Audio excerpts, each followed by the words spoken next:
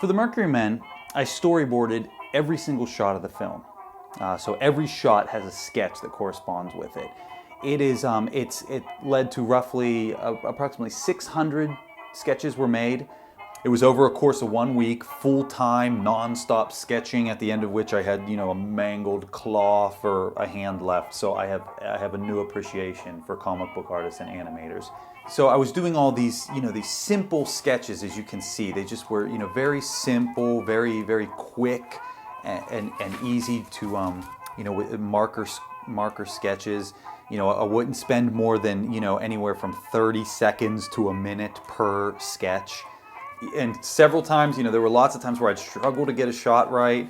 And you can see there's plenty of times where I mess up, or where I didn't get one right. Here it took me three, 4 times before I got the shot right. And in some cases I made, Edward look like a mangled frog man. And then I scanned them into the computer. And then we use a free to download program called Celtics to organize them so that we can drop the sketches in, assign them a shot number, give them a description, and then we can very easily organize them, drag and drop, organize them into scenes that correspond with the script. The process generally begins once we have a final script, once we have a locked shooting script. And it means that I sit down with the script, I'll read through a scene, and I just start to let the thing kind of play in my mind. What do I see? How do I see it? From what angles am I seeing it? And then I'll just begin sketching ideas out, kind of sketching them in order. Sometimes, you'll go through and you'll sketch, and then you'll look back and see some areas that you might want to try something bigger and whatnot. Storyboarding is it's the first time that you really, really get to see a visual of your film and how it plays out.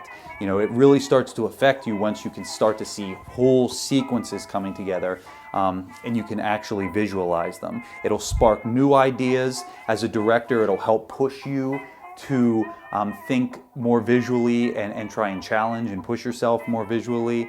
This is something that takes place during pre-production, because it's much easier when you're not surrounded by dozens of people and you don't have equipment sitting there that costs money every hour. It's easier to sit down with myself and the storyboards and a script and try to foresee problems or work out areas and make creative decisions early on.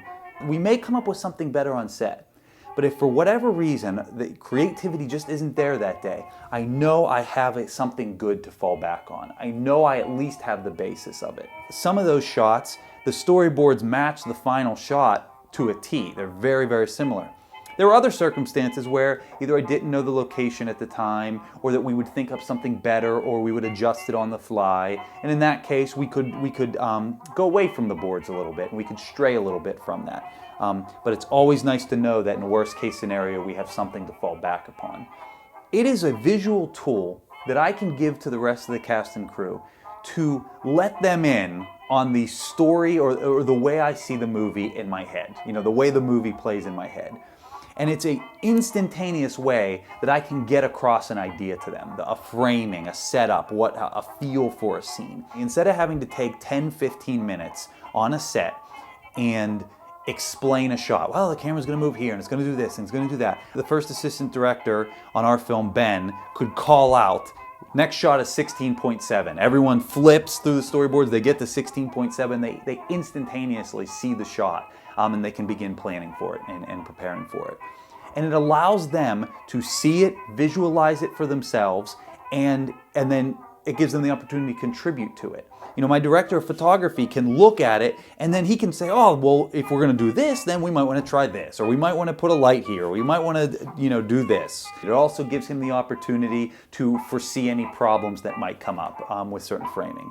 For an actor, they get to look at it and they say, it gives them more information to make decisions with. And they look at the sequence, they see it's lots of close-ups. Well, then they know that this isn't going to be broad body gestures. This is going to be a more intimate scene. It's going to be more based on their facial expressions.